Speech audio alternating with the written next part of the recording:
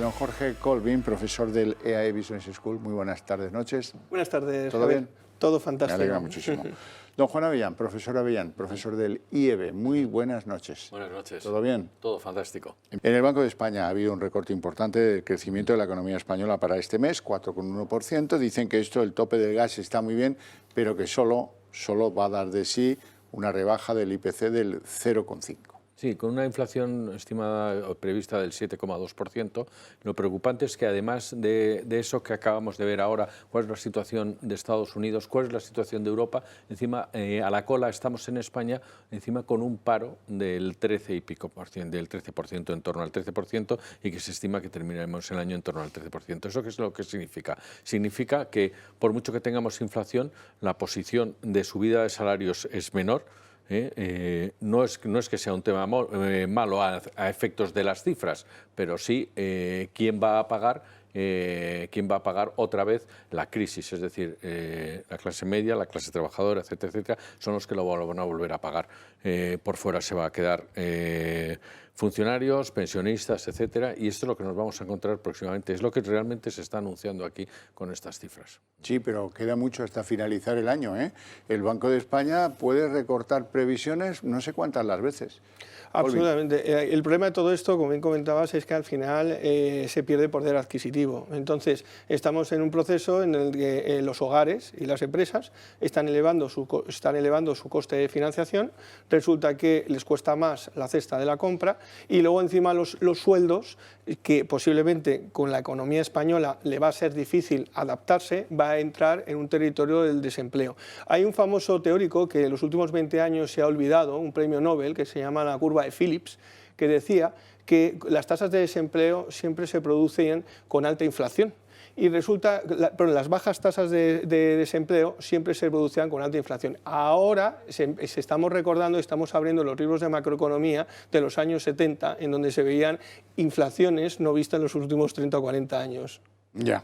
Bueno, vamos con la inflación, entonces, ya que todos los caminos convergen ahí y que la bolsa ha demostrado que depende de los datos de la inflación de esa manera tan brutal, hablemos de esos datos y escarbemos un poquito, porque no es tan importante el que se dé por bueno el IPC anticipado, 8,7%, sino que lo que duele es la subyacente, 4,9%, y sobre todo la gran sorpresa, que es el traslado al precio de los alimentos, pues en parte de la guerra, en parte de la no guerra, en parte de el aumento de los costes del transporte, del aumento de los costes eléctricos, del aumento de los salarios en algunas empresas, no en la mayoría, todo eso, ¡pum!, al consumidor. Y al consumidor eso le está limitando su capacidad de compra, que es lo que más necesitamos en un país en el que el 60% o más de su actividad económica es el consumo. Sí. Dentro de las cifras que manejamos, para nosotros lo que es la inflación subyacente es la que realmente más nos vale, porque la otra, lo que son energía, lo que son alimentos no elaborados, suelen tener mayores oscilaciones, y entonces por eso en economía se abstraen. Pero la inflación es algo particular de cada uno, es decir, cada uno tiene en lo que se gasta su dinero y tiene que hacer sus cálculos de cuánto le va a subir hacia el año que viene. Si es una persona que sale bastante a cenar o come fuera de su casa, desde luego va a tener una inflación enorme.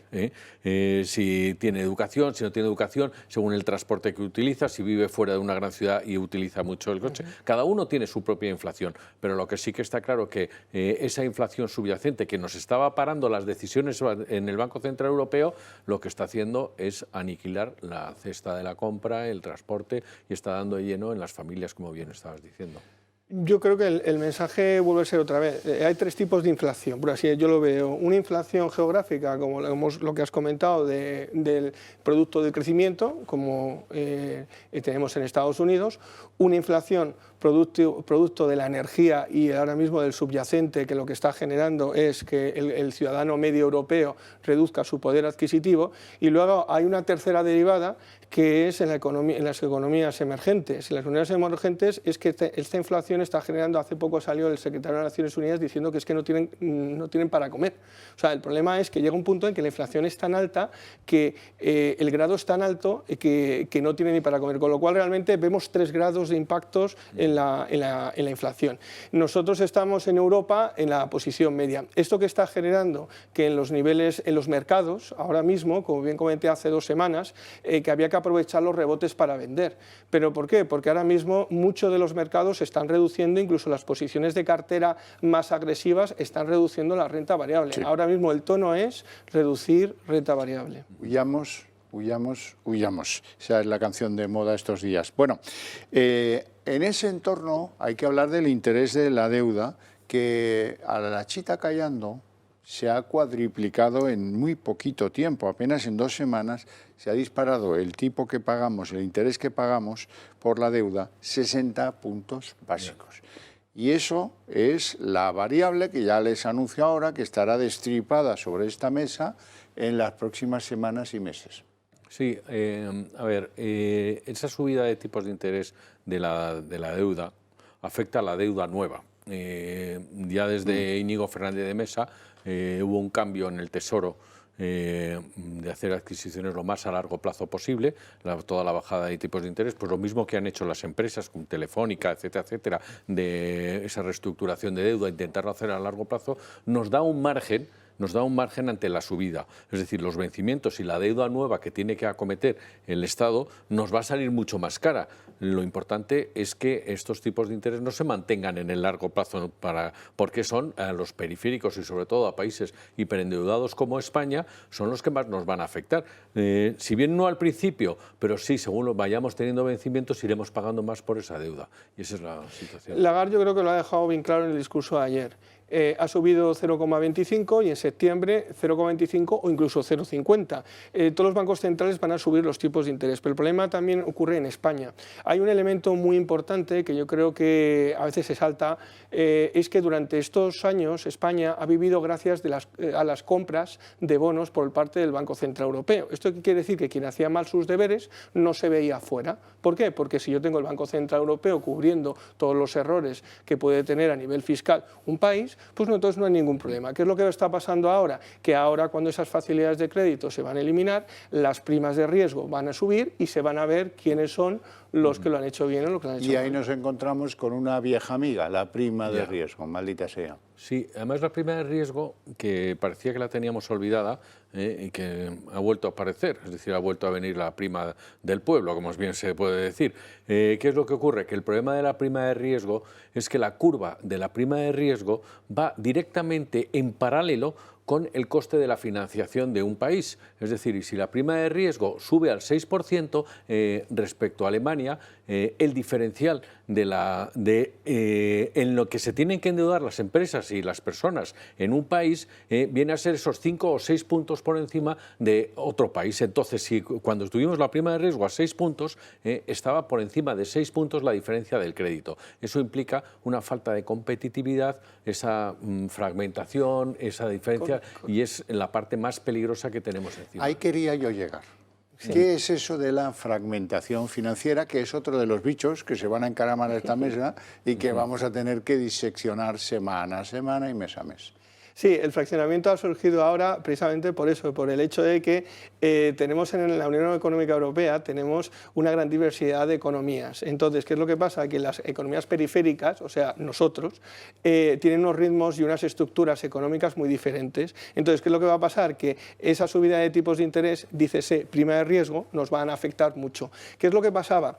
Que originalmente antes, cuando España tenía un problema, ajustaba por el tipo de cambio con Alemania. Entonces, esa pérdida de competitividad lo compensaba con el tipo de cambio. Ahora, ¿qué es lo que pasa? Que eso va directamente al problema del proyecto de la Unión Europea. Porque, claro, cuando tú tienes diversidad de economías, de ritmos de crecimiento distintos entre, por ejemplo, Alemania, España o Italia, ya no tienes el tipo de cambio para ajustar. Entonces, lo único que te queda es la famosa prima de riesgo, y ese fraccionamiento es lo que ahora va a aflorar en los próximos años. El diferencial entre bonos y la prima de riesgo. Y afecta a las empresas. ¿Por qué? Pues porque una empresa que va a financiarse no se va a financiar por debajo del tipo de interés al que financiarías al país. Es decir, si imaginemos que el bono español se pone a un 3 o un 4%, si se pone un 4%, no le vas a prestar a un Ferrovial, por muy buenas cuentas que tenga, por debajo de lo que estás financiando al Reino de España. Entonces, por eso es por lo que se van en paralelo las dos líneas. Y si ustedes están buscando hipoteca, pues sepan que solo en los 10 días que llevamos transcurridos del mes de junio, el Euribor de las hipotecas ha subido 30 puntos básicos. Y esto está empezando. O sea, esto puede ser 10 días dentro de un mes, a lo mejor supone el doble de subida en puntos básicos, ¿no? A ver, profesor Avellán. Bueno, hay un cálculo, se espera que crezca en torno al 1%. Cada punto de subida del Euribor a las hipotecas de tipo variable les afectan la hipoteca media en torno a unos 70 euros, pues son hipotecas de 150.000 euros. Una hipoteca más grande de 300, pues serían 140.000 euros, 140 euros, lo que le afecta cada mes. Por otro lado, decía la ministra que, bueno, pues que el ratio de esfuerzo está bien hecho. Los bancos han hecho sus deberes en cuanto a su prudencia en riesgos y, por lo tanto, las personas pueden asumir esa subida. Desde luego, más inflación, más no sé cuántos, es muy complicado, pero ahí está esa bondad en la que se ha dado, pero es complicado, es una situación complicada, pero yo creo que no es tan preocupante, a pesar de que, por mucho que se diga que se han dado créditos en fijo, el 70% de la cartera de préstamos de los bancos, 70-75%, está en variable.